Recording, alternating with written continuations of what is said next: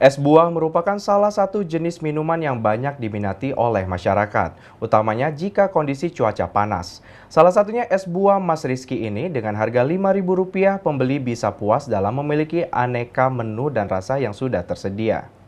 Es buah merupakan salah satu jenis usaha minuman yang banyak diminati oleh masyarakat, utamanya jika kondisi cuaca panas. Bukan hanya mempunyai campuran buah yang beragam, namun harga es ini sangat terjangkau oleh pembeli. Salah satu pedagang es yang beraneka rasa ini yang berada di Kota Lubuk Linggau, tepatnya di depan Kompi Kota Lubuk Linggau. Hanya dengan harga Rp5.000, pembeli bisa puas dalam memilih aneka menu dan rasa yang sudah tersedia. Pedagang es buah Rizky mengatakan, untuk rasa es yang dijual yaitu rasa alpukat, rasa mangga, rasa dogan, rasa cappuccino, dan rasa lainnya. Untuk harga es dijual Rp5.000 saja.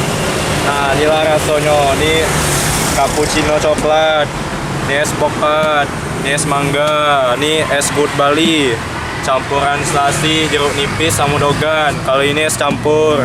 Harganya itu berapa, Pak? Harganya 5.000-an, Pak. Harga rakyat ya. 5.000-an. Ya, harga rakyat. Owner pedagang es buah ini mampu meraup omset hingga ratusan ribu rupiah per harinya. Ival Walbarodi, Silampari TV melaporkan.